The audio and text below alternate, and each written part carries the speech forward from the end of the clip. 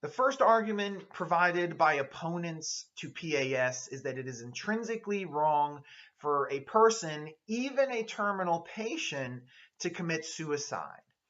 Now, to be clear, this first opposing argument is generally made against the proponent's argument based on autonomy, or as we're familiar with, self-determination. But I will just use the word autonomy from now on. Remember, that argument was essentially the one made by Brittany Maynard. It is one that Daniel Callahan considered in his essay as well. And it's just the argument that people ought to be allowed to determine the course of their own lives. People ought to be allowed to make free and autonomous choices and decisions as much as possible, especially when those choices are specifically in regards to their own lives. And we should respect a person's free and autonomous choices and decisions so long as they are not harming others in the process. We should expand the range of autonomous choices as much as possible.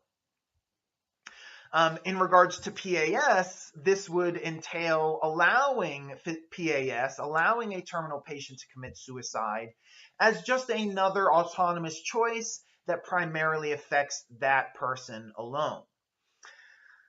So the opponent wants to argue that PAS and PAS based on this argument of autonomy is intrinsically wrong.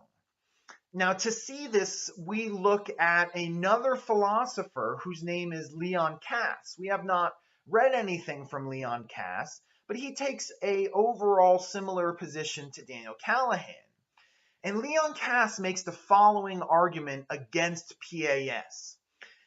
He points out that if we say that we are going to allow PAS based on respect for the patient's autonomy, and then we allow that patient to kill themselves, we are ultimately led to a contradiction. In other words, the argument, the proponent's argument based on autonomy and self-determination leads to a self-contradiction. It is self-contradictory.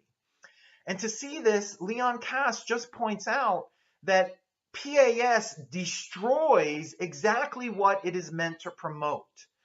It's meant to promote the patient's autonomy. It's meant to provide that patient with an expanded range of autonomous choices, specifically the autonomous choice to take his or her own life with the assistance of a doctor. However, when a patient kills themselves, they are putting themselves into a state where they are no longer autonomous. You are not autonomous when you are dead, okay?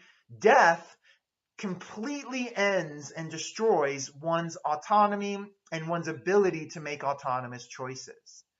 So again, by allowing PAS, we are permitting the destruction of autonomy when the whole reason we were allowing it in the first place was to respect and promote the autonomy of the patient.